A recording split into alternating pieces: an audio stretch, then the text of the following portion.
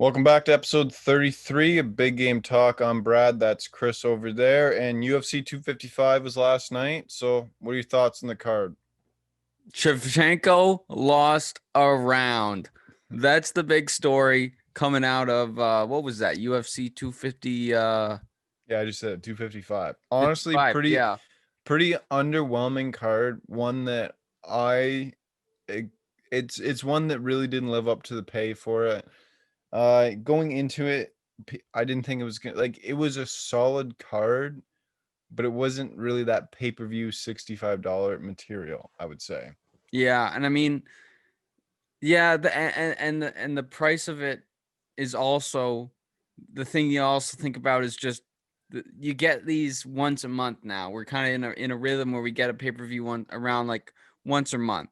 And it's something you look forward to, and we've been getting so many events from UFC weekly, like week in, week out. And the pay-per-views is just when you get used, you take for granted almost having UFC now every Mhm. once a week, and then they hit you with a pay-per-view and it's just extra special, and like it just is an elevated product. The experience watching it compared to watching a fight night, the energy's different, the vibe is different. And this just felt like another fight night, Yeah, it so had a very big fight night feel. I mean, like the main event, Davison Figueiredo, when he won the title, they threw that on a fight night. yeah. Like they've already established what they think of the flyweight title. Mm-hmm. Shevchenko has routinely been used as for her flyweight championship as just an extra on pay-per-views to boost them. Yeah. So we kind of like it was very easy to tell that the UFC's kind of not scrambled to put it together, but it's the end of the year and they're getting a little low on stock for fighters and fights. So they had to Yes. this is what we got. But do you want to kind of review it? Start at the last fight and go down for the main card. Yeah, let's do that. So Davison Figueiredo submitted Alex Perez within the first 2 minutes of the first round. But I mean, we both predicted Figueiredo to win last week. It was Alex Perez. I mean, still a good fighter. He didn't really have a good showing. The way in that there was gonna be a lot of controversy because when Perez was shooting that takedown, Figueiredo had a really obvious hand grab to the fence, and Mm-hmm. people are gonna say block the takedown. But at the end of the day, for how he transitioned to the guillotine, I don't think that's gonna really have any effect. Like he would Yeah. have he would have he was getting that regardless. Yeah. So I mean it's what we expected. Yeah. And that guillotine was interesting too, because I mean, Perez like gets up, Mm-hmm. like goes to get up, and that puts all of Figueredo's weight on the back of his neck. And when he was down, when he was like going like this, Mm-hmm. there was a few moments where I mean the neck gets pretty sweaty. You can kind of slip yourself out, but he just like he was working that, and he had a couple moments where he could get out. And I think if he stayed in that position and kept trying it, I don't Mm-hmm. think Figueiredo could have submitted him there. But the guy gets up, picking Figueiredo up. The whole weight of his body is on the back of his neck. He's like this. He just the second he moved up, it just was completely over. Yeah, That. I think he panicked. I think that's Yeah. what like he definitely panicked and made a bad decision. And also being so early in the fight where you're not as sweaty, so it's still dry, so you can hold that a little bit more. You're not going to Yeah. slip out. Though that definitely went against him too. But I think just he panicked in the situation Mm-hmm. and got caught. Other than that, like I mean, Figueiredo. Do we want to get into the Moreno situation later? Or do you want to get into it now? Let's get into it later. Let's Later. Yeah, Okay. let's keep rolling on these. Okay. So Shevchenko, like you said earlier, lost a round. So she beat Jennifer Maia 49-46 across the board, right? That's what it was, across the board. Yeah. Yeah. Uh again, really lackluster fight. Like we really hyped her up. Like you would ask me, do you think this even gets into the first round last week? And Yeah. I was saying second or third round knockout. I mean, pretty dominant decision. It says a Yeah. lot about the quality of fighter Shevchenko is that it's a big deal that she lost around. So I think Yeah. the second, aside from her bantamweight run at flyweight in the UFC, she's lost one round before to Joanna. Yeah.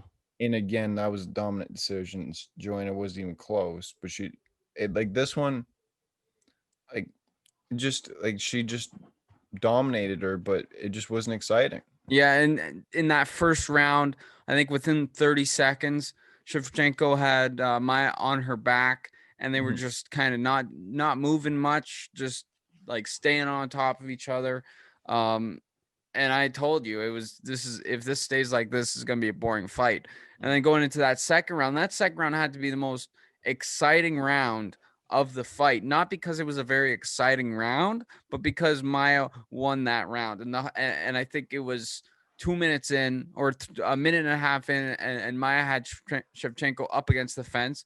And I said, it ain't pretty, but if she keeps doing this, she's gonna win this round. And that's that's something very exciting. As you said, Shevchenko just doesn't lose rounds, and that puts her in the company of Joanna, who that's pretty good company to be in.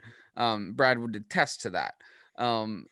And then she gets, 2 minutes 50 seconds into the round, she kind of Shevchenko breaks free, and then she gets her back on the fence. I was excited, and there's that little like piece that's grown, that little seed that's planted, and it starts to grow. That is like, is Maya gonna be the one? Is Maya gonna be the one? Mhm. We're going into round 3, 1-1. What's gonna happen? And then Shevchenko just stomped that flower out before it could grow. I was kind of disappointed, but Yeah, it says a lot for the type of fighter that Shevchenko is, that we're essentially giving a moral victory for Maya for taking a round, because that's far more than we ever expected her to get.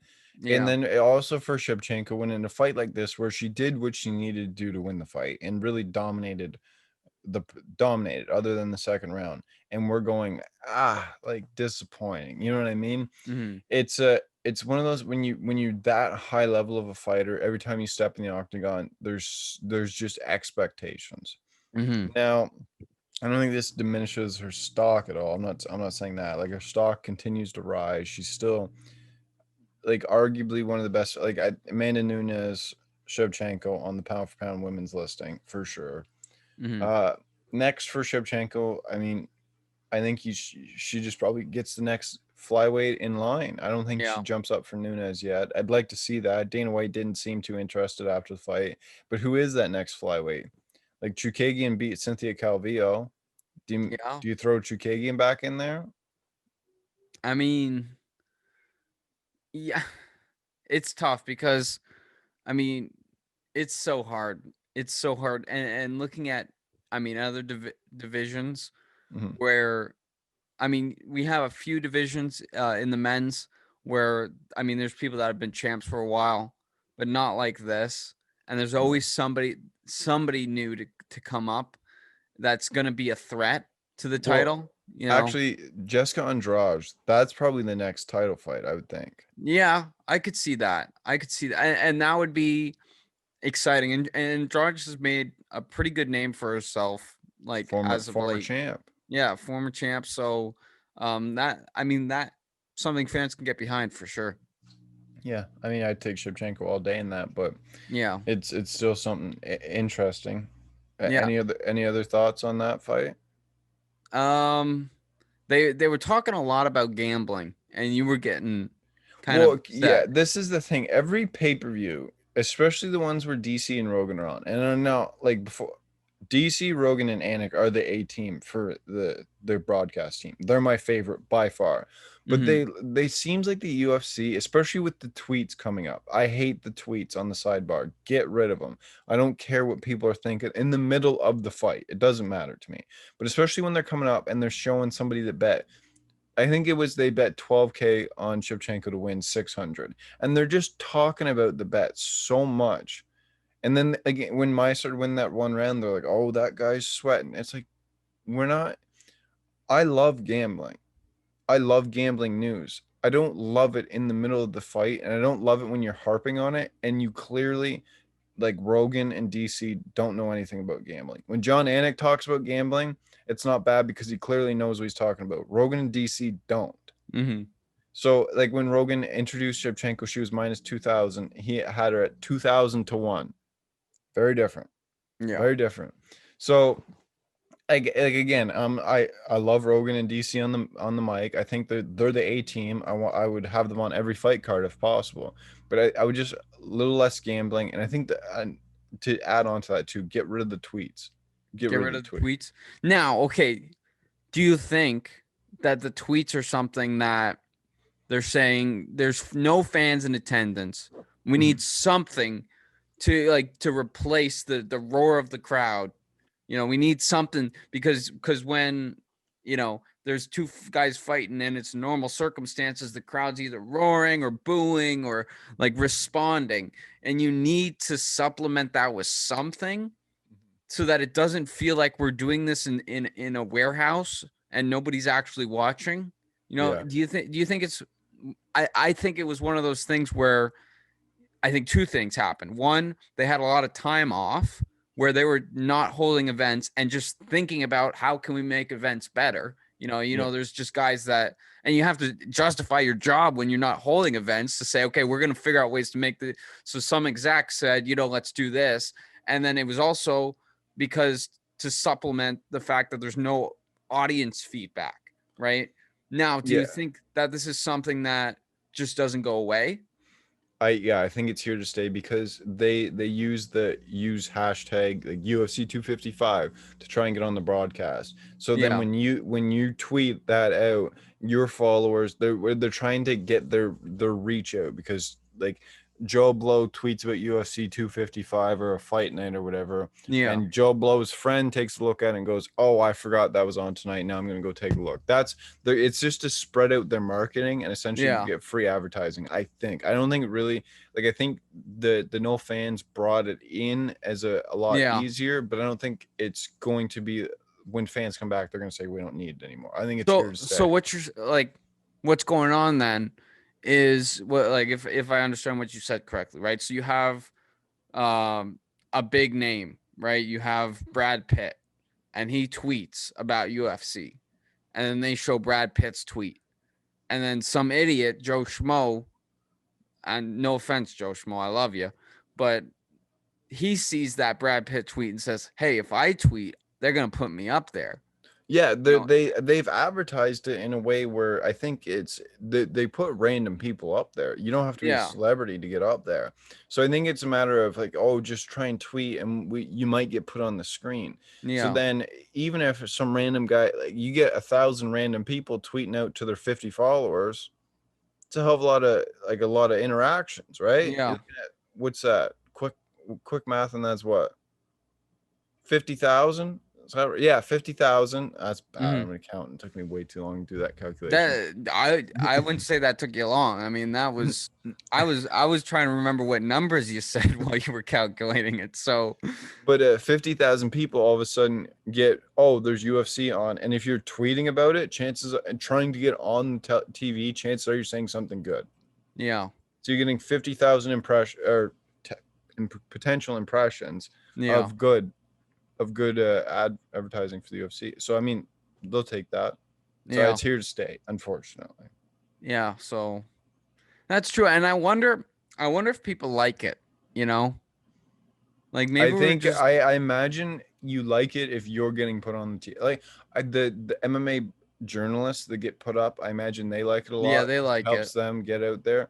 But other than that, I have not talked to one person or seen one person online that said they enjoyed it. Yeah. Well, maybe there's some sour grapes there. Hmm. You know, But I think regardless, it's here to stay. So that's fair. next fight on the card though, Mike Perry, Tim Means. There's some drama coming into this one because Mike Perry missing weight horribly Yeah. by 4 or 5 pounds. I think 5 pounds. It came in at 175.5, right? Hmm. I mean at that point, like the way he was tweeting out Thursday night too, we didn't even know if he was going to make it to the scale.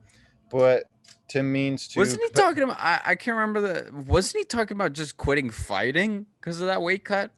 no, I Didn't don't he think he was say? talking about quitting. I think it was just like I can't. I think he was saying I can't do it as in I can't make the weight. Oh, okay. Because I was gonna say I read that initially as just I can't do this, and I was just You okay, Mike? You Well, I doing mean, okay? fighters do get emotional when they cut weight. Look at Brian Ortega cutting his Yeah. hair. Yeah, Like they get in I the mean, feels. Felder, Felder called Thursday leading up to the last week's fight one of the darkest day, or you might have even said the darkest day of my life. You Yeah, know, it's spooky. You know, you're yeah. thinking about it. You know, you lose. It's crazy. I mean, and you think about the people that are trying to lose weight. They go on the diets and stuff, Hmm. and even the diet plans you see on TV. So that the ones you see on TV are the perfect world. Like this is such a success story. We're gonna use it to advertise this product, right? To lose weight, and it's always like what, like 50 pounds in 2 months or whatever are the really drastic ones. Most of them are less than that. And then you have fighters dropping 25 pounds in a week. It's And then just, they put it back on in 24 hours. and then put it back. But you're also talking about these people too, like the elite fighters. When they're losing weight, their body fat percentage is essentially nil already when they start the cut. Yeah, Like they don't like they're it's all water weight, yeah. which Which is is even, I so mean, unhealthy. yeah, which is, it makes it almost worse Mhm. because you're just, yeah, you're dehydrating your brain. And then 2 days after the cut, you're taking shots to the head, or a day after the cut, you're taking shots to the head. I You know, want it's just, it. I think it's only a matter of time before the one championship weight cutting policies make their way to North America into the UFC and Bellator. You're familiar with that, right? no. They essentially, if I'm correct on this, I know for sure they test your hydration levels. Yeah, So you have to stay at a certain level of hydration, and to avoid people just tanking down and doing really drastic weight cuts. yeah, And I'm pretty sure, like if you're 100, like 125 for flyweight, is now like flyweight is now 135. Like everything's pushed up a limit, I believe. So that it's kind of just to force people into safer weight classes. yeah. But does that do that though? Or do they just jump down a weight But class? when you're testing hydration wise, you kind of have no choice. Yeah, I guess. Like that's where like the shuffling the weight classes is really doesn't matter, because then Well, you I think move it down. does matter. Well, it matters more for consistency, you know, so that you have the same cast. We're not relearning like Khabib, Gaethje, Yeah, Poirier. Oh, like they're welterweight. Like it's a Washington football team situation. We're just gonna call them by their old division, you know. yeah. You know, No, yeah, yeah. No, I agree with you on that. And then the testing hydration levels, you get into a slippery slope with that. And one championship's a little bit sleazy, so how much they actually do is a little bit yeah, up for debate. But if you did that properly, the only issue is when do you start the testing for it, yeah. and how invasive does that Yeah, become? exactly. That's the word. It's like that's pretty invasive. And also, I mean, if that gets out, that this guy has this much hydration, you know, the other team has his nerds, you know, just Hmm. like what does that mean for the fight? Like doing the tests and What and and also also like it's just if another somebody's too dehydrated, do they cancel the fight? yeah, Like imagine Khabib Gaethje that fight. They're like, he's too dehydrated. It's off. Like yeah, and he's done that cut 29 times. You know what I mean? yeah. So it's you And, kind of got to trust the athletes on this one. They're elite athletes for a reason. yeah, and also, I mean, it's another thing to think about. So now I got to, and it's not like you can just, it's a dial and you could turn down the dial and set the dial. It's like I drink a glass of water and then like, oh, and then I like pee out the water and it's like I got to drink out the right amount. And it's not an exact science really. It's more just you're constantly making adjustments as you go to weight cut and then to stay in like it's not like you could say you go into a sauna and you set the sauna to the exact settings and you sit in there for a week that you get the perfect weight cut, you know. It's Yeah. it's a daily, you got to make adjustments and stuff, and you add another thing to be measuring Hmm. to make those adjustments.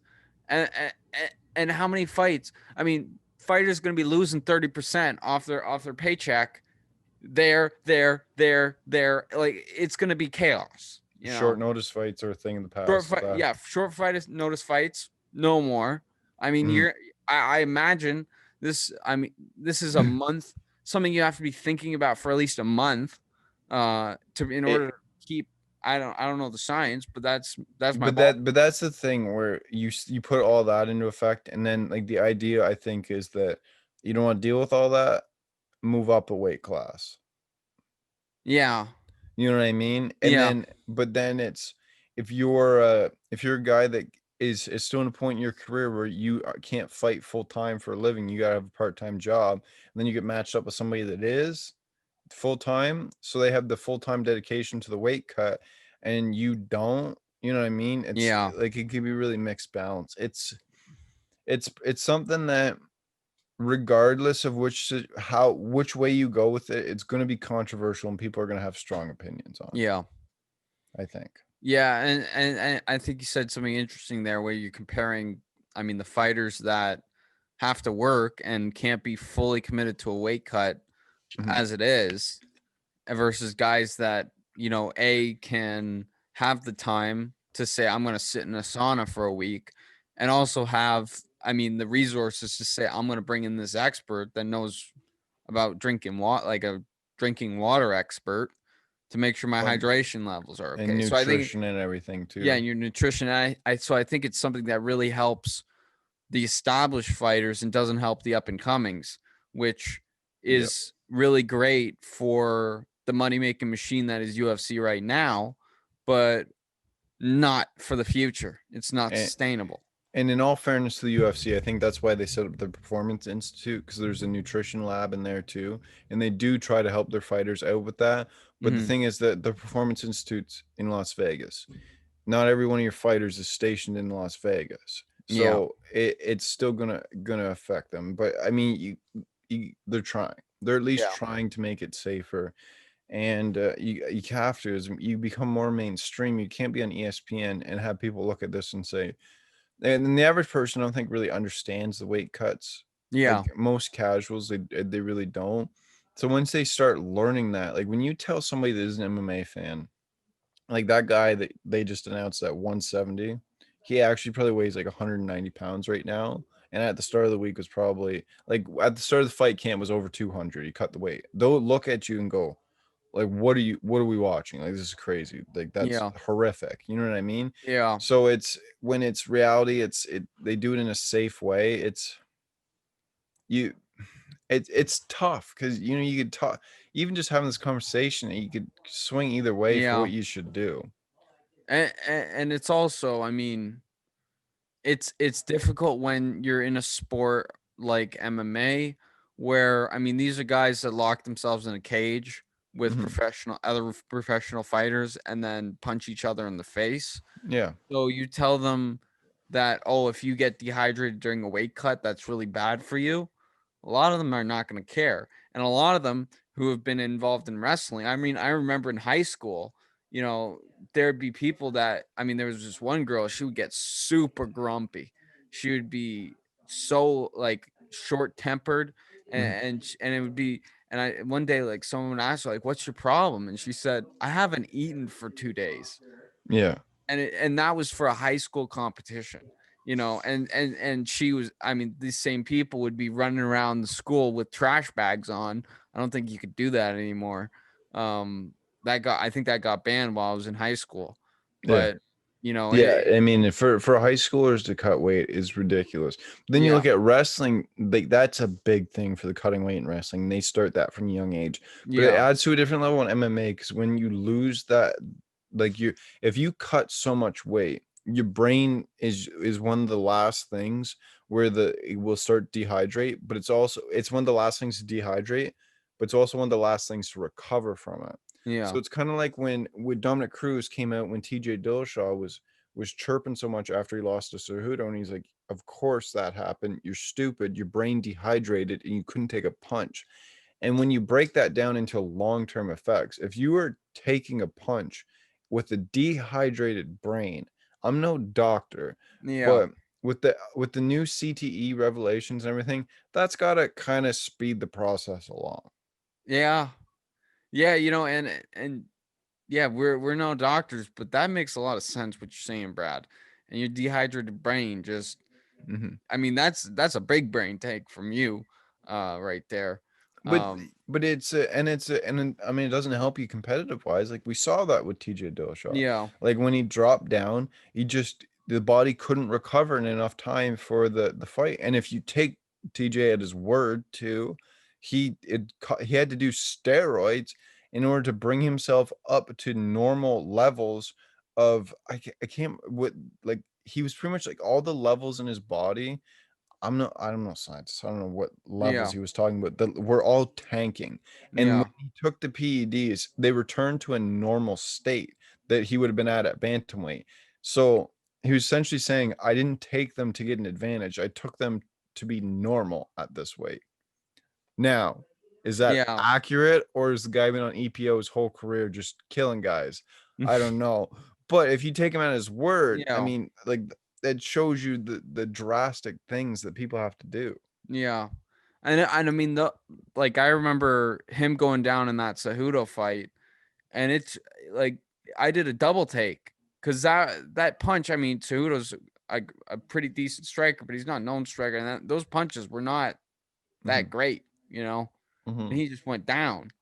Mm-hmm. It's just yeah, you got that dehydrated brain and Yeah, your shriveled up brain can't take it. shriveled up brain, you know.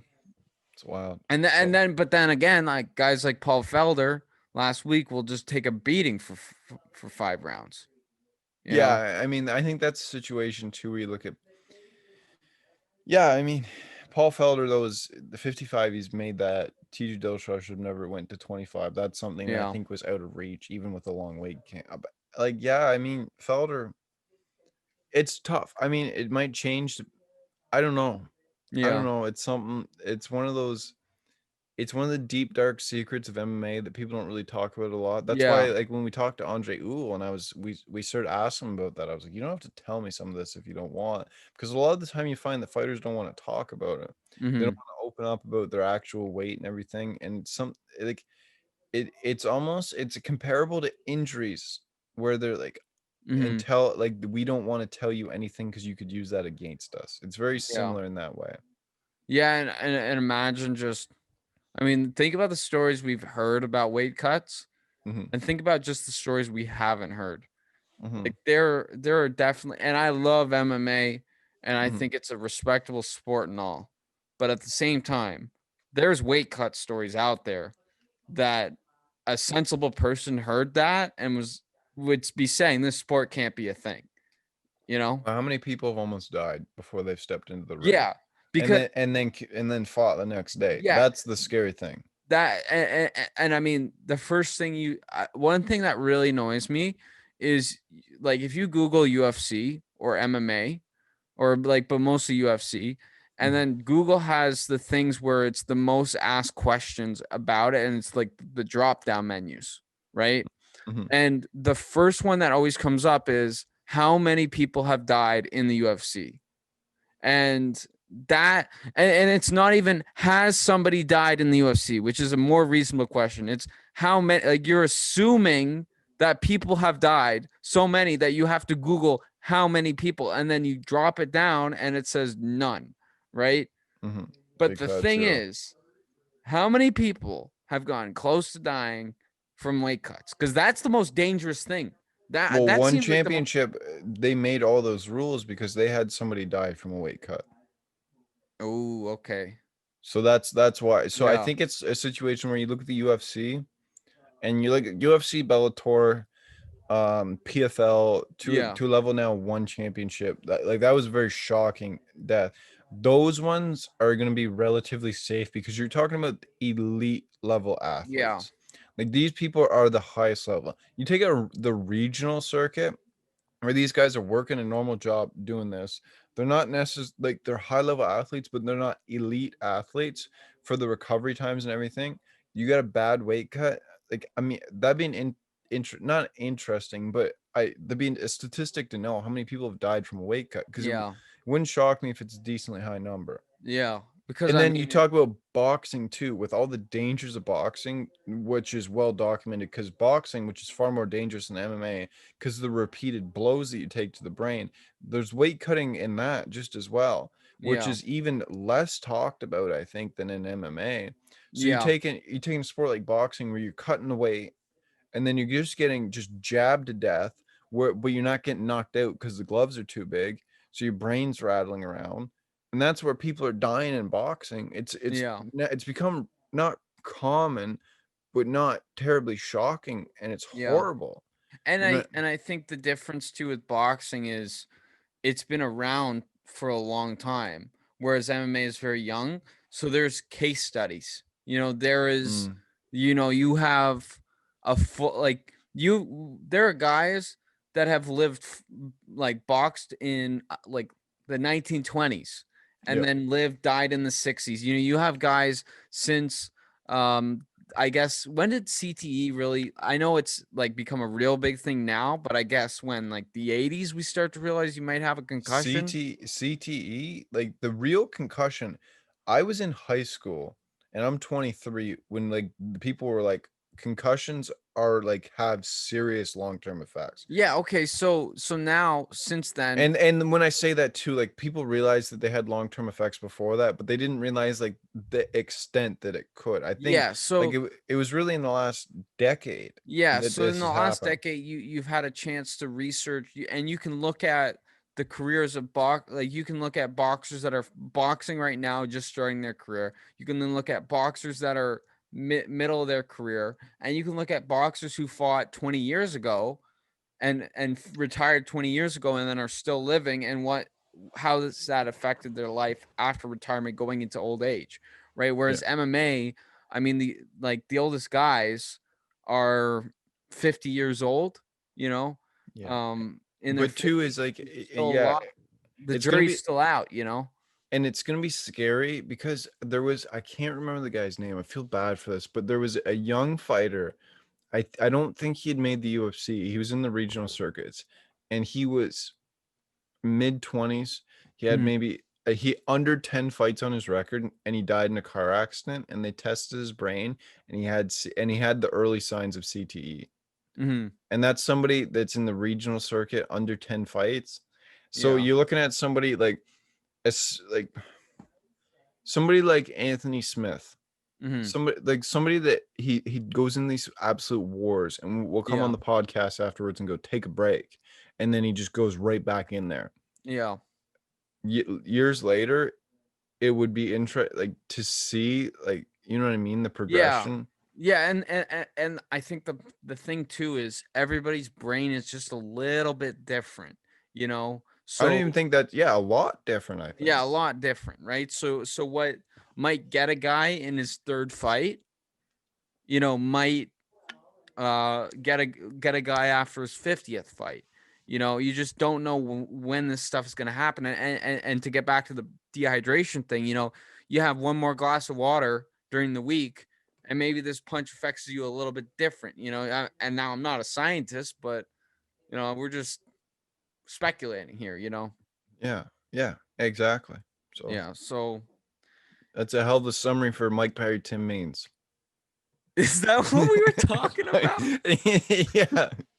Okay, so Mike Perry, this guy is a freak, and there are good freaks and there are bad freaks, and Depends on the day. yeah, it depends on the day with Mike Perry, and of course, like, not a great dude outside the octagon, you know, and maybe do you think that Mike Perry is trying to like the problems that he's had outside the octagon, right? With his ex-wife, you know, he wasn't a good person to her. Is he trying to make up for that by letting his new girl like do you think he's trying to redeem himself with his new girlfriend?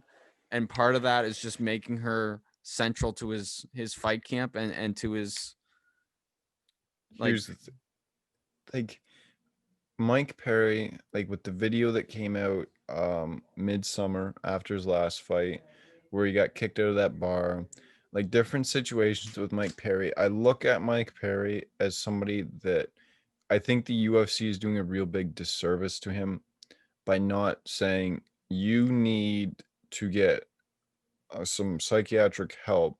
You need to be put in, like, we need to put you in here, and you need to be not punched in the face for a while until we get that figured out. Yeah. Like, I think that's something where the UFC is over. They're pretty much saying, like, don't care what happens in your personal life, don't care what Yeah. happens to you. You're an entertaining person. And even though, because like if anybody else, that if he was not interesting, he would have been cut from the roster long ago. He's not that great. And Yeah. his record's pretty mediocre. It's 50-50 in the UFC right now. Mhm. Like they just it's showing that they really don't care about the fighters. Yeah. And Or that's not even that they don't care about him, because you can kind of pick and choose where they care about some fighters. yeah, and it's interesting. I mean, even when Tony Ferguson took some time off and got help, that was his wife, who was saying, "Hey, you need to take a break from getting punched in the face and go get some help." And Tony was saying, I need that. I need that." I think Mhm. credit to him. But the UFC wasn't really part of that discussion. I think the UFC was more than happy to have Tony Ferguson antics get weirder and weirder, because that builds the Sells brand for them. tickets. Yeah. Like, it really was, it seemed like it was outside the UFC. It was almost at the behest of the UFC that Tony Ferguson took. Not that they said you can't take time off, but they weren't active when the writing was on the wall with Tony Ferguson. It it it it wasn't the UFC that said you need to get some help. And it's the same thing we're seeing with Mike Perry, but the difference is Mike Perry's a little bit more like Tony Ferguson's pretty benevolent in his freakiness, Mhm. whereas Mike Perry becomes, villainous, Yeah, the allegations that came out from his ex-wife are they bring Mike Perry's antics, they completely flip it on its head. Yeah. Where before he was like this goofy, wild guy that was a little crazy, and then when those allegations came out, like everything in the past, you kind of see in a different light. And I Yeah. think it's something where, like, you talk about the UFC not doing anything. I think unless you see a union in the UFC, like a Mhm. fighters union, I don't think they will, because it's not in the best interest of the UFC. Yeah. Takes money away that they don't need to spend otherwise. Yeah, and in a lot of cases with a lot of these fighters that are, I mean, sitting at 500 on Mhm. their careers, um, the more insane you are, the more valuable you are. Mhm. A guy that has his stuff together and has sorted things out in therapy is not as interesting as a guy that's using the pre-fight press conferences as his therapy. You know, it's Yeah. yeah, it's And sad. you see too, like, these fighters, like, to become a professional fighter, like, and might be a broad stroke, but you kind of have to be a little, like, there's got to be something in you that can snap to go in there Yeah, and do this. Like, yeah, you look at somebody like Rory McDonald, who fought like some of the, like, probably one of the best UFC fights ever, the war with Robbie Lawler, hmm, where he was the Red King. You know what I mean? Like, he'd go in there for people's heads, yeah, right? And then in Bellator, when his performance just tanked, and he was like in that one post-fight press conference after the John Fitz draw, where he pretty much was like, I don't want to hurt people anymore. Like, he really talked about finding God, and he was like, I don't know. You know what I yeah, mean? And this is Bellator, which is an organization that's really takes, like, is pretty much branded to take care of their fighters better than UFC. That's kind hmm, of what they say. And yeah, he's on a mic in the ring with fans being like, I don't want to hurt people. Like, and then talking about Jesus. And you looking at him like, this guy just should not be a fighter anymore. And yeah, they're like, well, you're in the welterweight world Grand Prix, so you fight in 2 months. yeah, Get back in there against Douglas Lima. Like, what are we doing? And that's Bellator, hmm, who takes better care of their fighters, yeah. supposedly. So Man, okay, it's a broken sport. usually we're UFC MMA fanboys, and now we're talking. Last week we were talking about our judges betting on UFC. This week we're talking about how dangerous weight cuts are. We're talking about like fighters going nuts. We And and then also next too, week. there's a Next week we got a UFC lawsuit interview lined up. So potentially. potentially, so like lining up. So this is like this is a Well, tough week. and also too, the fact is they had a pay-per-view last night, and we've not talked about that at all, other than pretty much saying it wasn't worth the money. And guess what? We watched it, didn't pay the money for it. Yeah, man. But we're not going to tell you where because we're not Brendan Schaub, okay? Brendan Schaub. Yo, and if you're a real fan of the pod too, and you really want to know, just slide in the DMs. Yeah, just we'll hook you up. Like, but if you're a real MMA fan, you know. Yeah, you know. You know. All right. I mean, next fight on the card. I mean, Mike Perry, Tim Means. That got a lengthy discussion out of us. Yeah. Caitlin Chukagian, Cynthia Calvillo. Chukagian won as a big dog. She's screams every time she throws any sort of punch. Yeah. Like screams. Good Yeah, fighter though. Good she's fighter. A good fighter. Yeah, she excites me. You know, she gets me going. Like, and coming in and just upsetting like that. Wow. I think. Yeah. No, she's a good fighter. Yeah. Okay. The wordings. I mean. Yeah, your wording was a little tough there. Yeah. So. But she's a good fighter. She's top 5 flyweight for sure. She keeps trending like this. She's probably gonna get that. Probably after, like, if she gets another win, probably Andrade gets the next flyweight title shot, and Chukagian gets back in there, gets another win. I think would be next in line again. Yeah, yeah, I think that's fair. I think that's pretty fair. And then the first fight on the main card was Shogun Rua versus Paul Craig. Paul Craig won by TKO. I mean, decent fight, good end to this rivalry after the first fight was a draw. The biggest thing to note is Shogun pulling an oil check on Paul Craig, a little bit uncalled for. Yeah, you know, but you got to do what you got to do, you know. I mean, I think that's something that you should get a point deduction for. Well, okay, so this is the guy that has, just so the audience is clear. Are you talking about me? Yeah, just so the audience is clear, right? You're saying, and I don't want to misrepresent you, but here's what I'm going to say. You're saying that you should get a point deduction for an oil check, but you're the same guy that anytime someone gets hit in the nuts, you're like, I don't know why people you get a free one. Okay, you know, no. Here's my thought process. One, the kick in the nuts, I will stand. I don't know why. If you are a fighter, you should walk across the cage the first few seconds and just blast the other guy in the nuts. But that is because nothing happens because of that.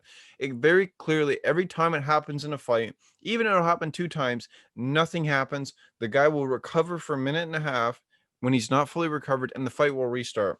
Yeah. So if you're in a big fight, it's an advantage to you. But I'm not saying that's the right way it should be. What I'm saying with the oil check is this is the way that it should be.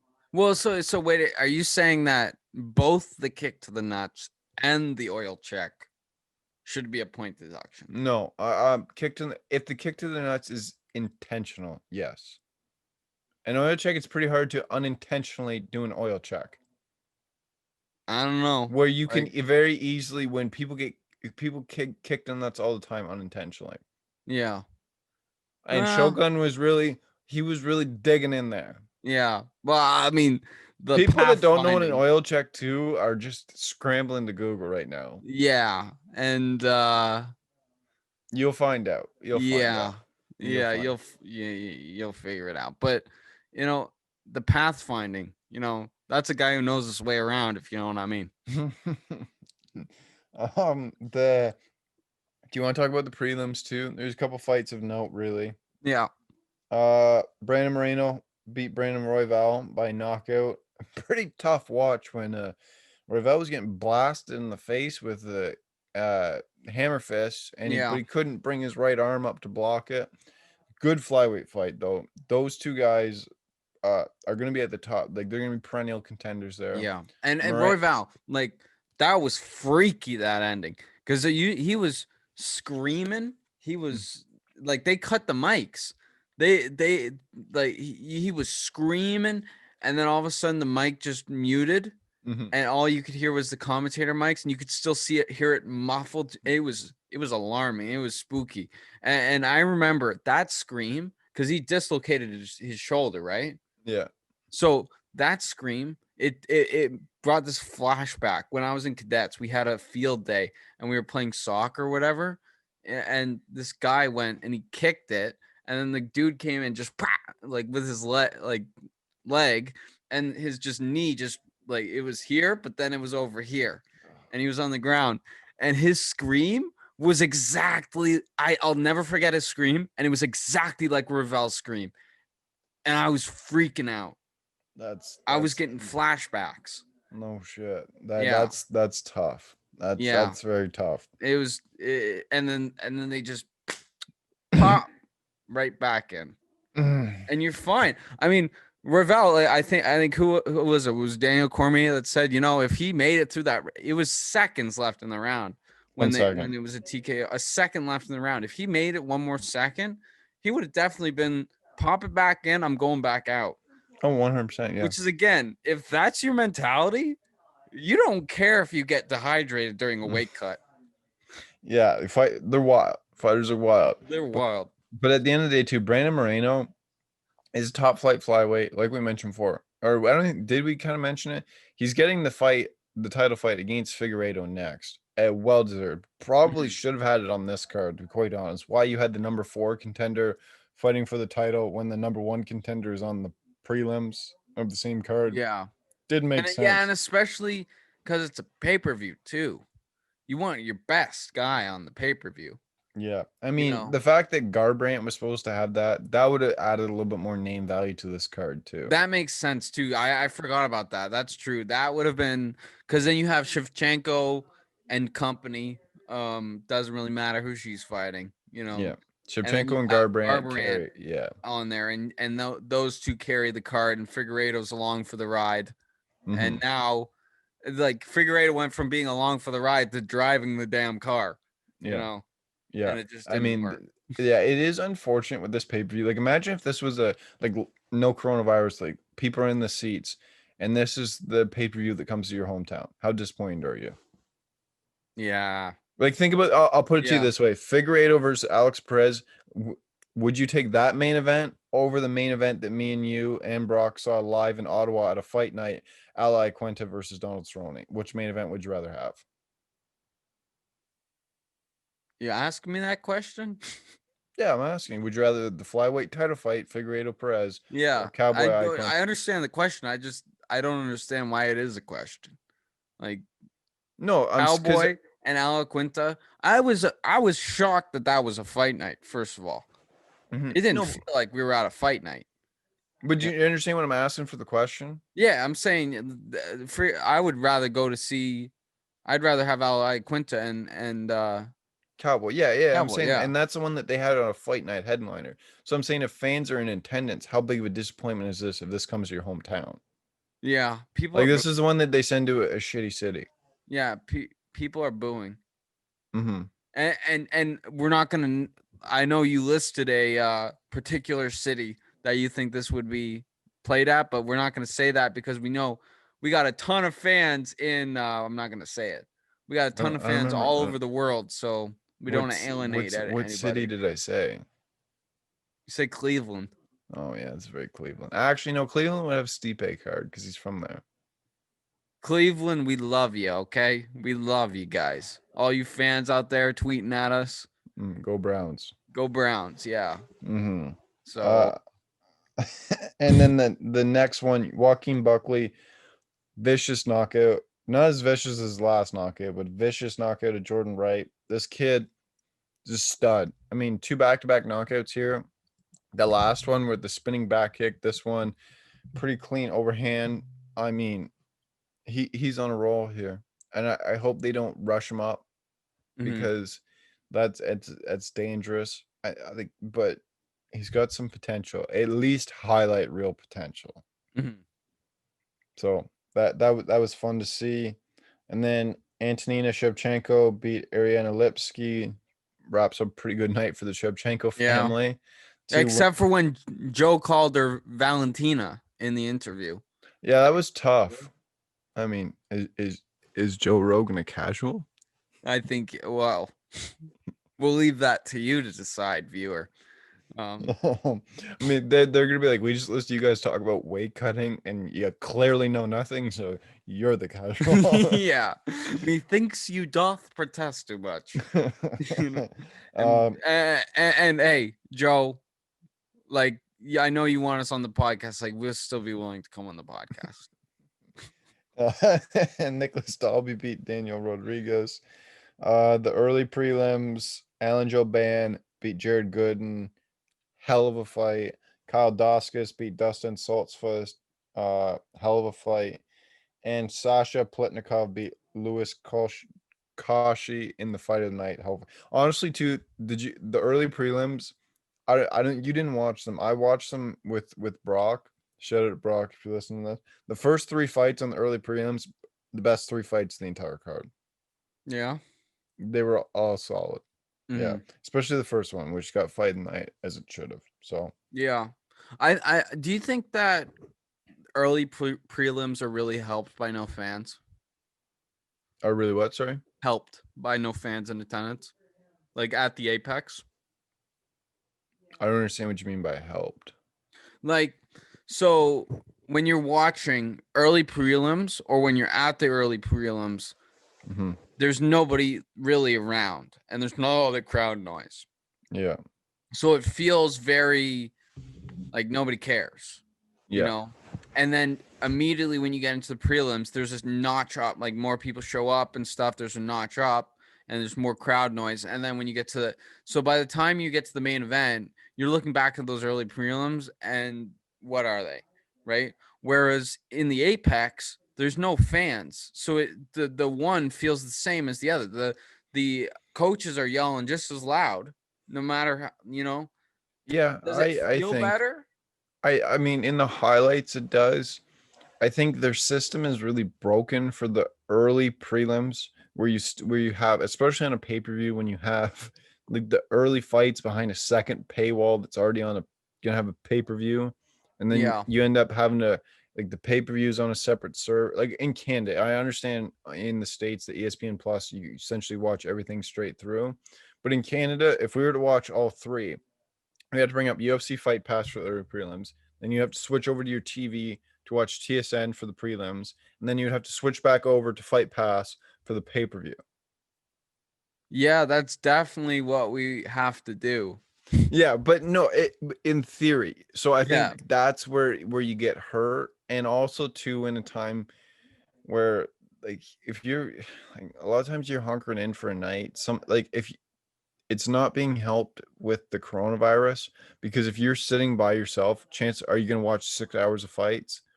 When if you're with all your friends. Like think about how many times Yeah. you've watched the early prelims during the coronavirus and think about how many times we watched them when we would watch the fights together. Yeah. We would sit down, especially when we lived together. It was we Yeah. like the first fight, we were sitting in front of the TV and we were Mhm. there for the rest of the night with all the boys. And Yeah. now when you're by yourself, you're like, well, I mean, Yeah. I'll wait until the at least the prelims are on, or Yeah. sometimes even And the main and card. just think too. Again, half of that, like with all the paywalls to get the early prelims, then you got to turn on TV for the prelims, and then you go into the main card. For a card like that we had last or 2 nights ago, but it's going up on Monday. And you think about, I mean, when we went to Ayaquinta Cowboy, Hmm. we I think paid what, like 200, less than $200, right, for our tickets. Yeah, each. Yeah, $200 each. No, it was the last. Yeah, it Was was. it? Yeah, it was like $200 each. Yeah, Yeah, something like okay, that. $200 each. And we You are on the know, floor. and we were on the floor. And compare that to buying the ability to watch the card the other night on TV was what, $65? Yeah. That just doesn't add up. I mean, mind you, though, like if you want to compare pay per view too, like when we went to UFC 231, we paid $200 for our seats, and reached up and touched the ceiling of the Scotiabank place Yeah. because we were that high up. You know what I mean? Like Yeah, but so. that we what we lost in experiencing the fight, we experienced in the crowd, man. Yeah, there's That's some. the real UFC. Yeah, that's where you get the real psychopaths in the 500 Yeah. levels. Yeah, you think Mike Perry's a freak? You should have seen some of these people, man. Go Hmm. you want to you just want to experience what, what it's like, what it would be like in medieval times. Like Yeah. people want to go back to medieval time. You go to medieval times, like the medieval times place, and you get to eat chicken with your fingers, and you get to watch a couple guys joust and stuff. And then there's the jester comes and laughs at you. You know, that's not the medieval times experience. The medieval times experience is the 500 level at a UFC event, Yeah. because it'll take you back to the dark ages, let me tell you. Yeah, dark ages with people vaping everywhere around you. Yeah, dark ages with vapes. Yeah, because they people love them. But Yeah. yeah, I agree. So overall, what was your letter grade for the card? Uh I think I think I'd have to give it a D plus.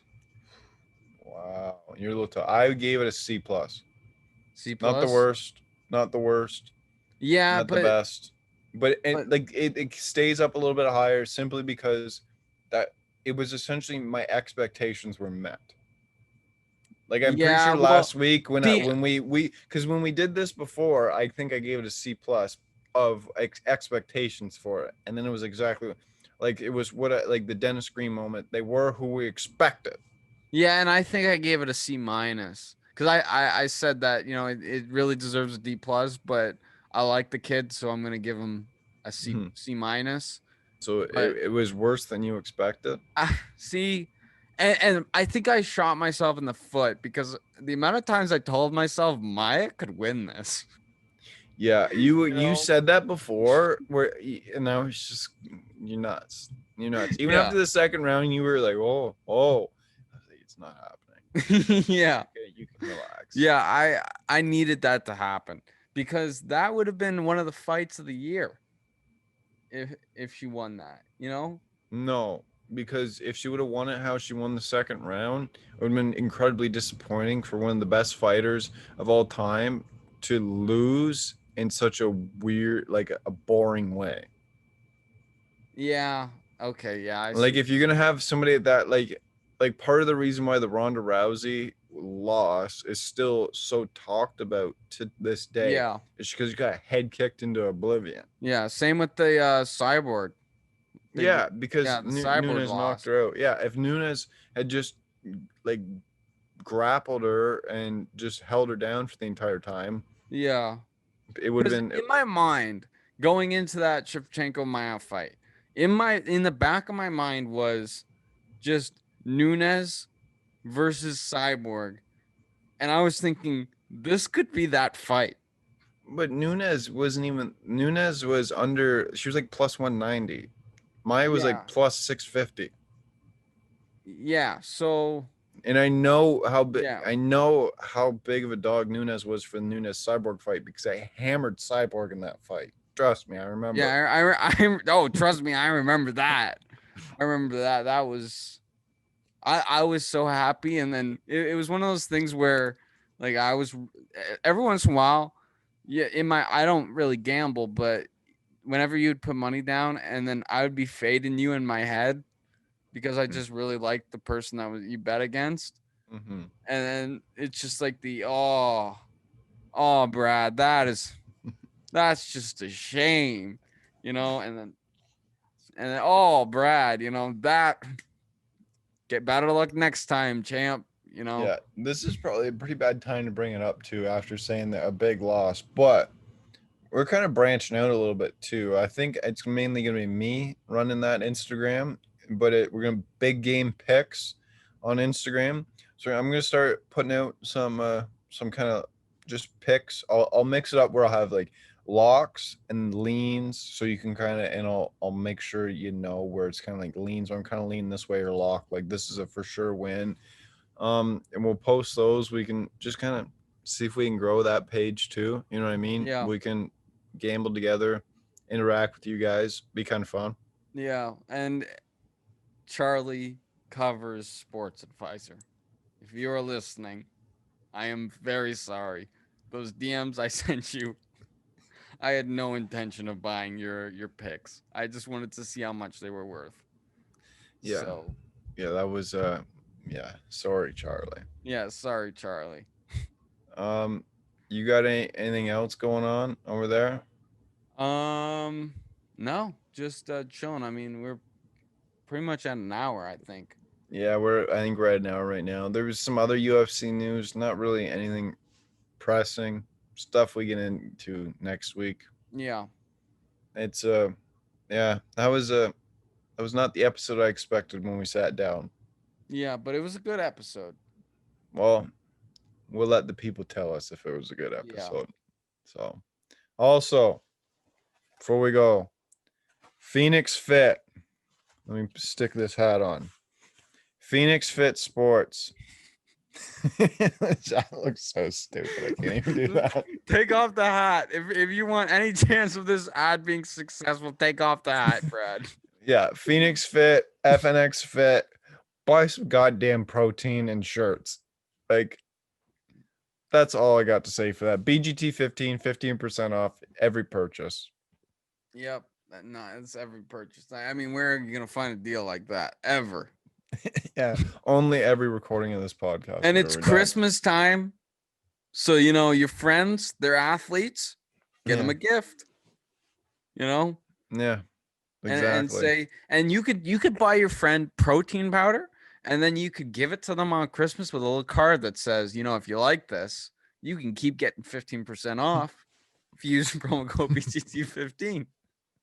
and, it- and if you're really well behaved, maybe you could be a brand ambassador too. Yeah, yeah, that's This is yeah. not a pyramid scheme, okay? Yeah, it's 100% not. And then other than that too, make sure you if you're watching on YouTube, like and subscribe. If you're listening to the podcast, rate and review. Follow us on Instagram, Big Game Talk, and now Big Game Picks as well. Twitter, Big Game Talk, email biggametalk@gmail.com. And we'd love to hear from you. And thanks for tuning in. We'll see you next week. See you later, everybody.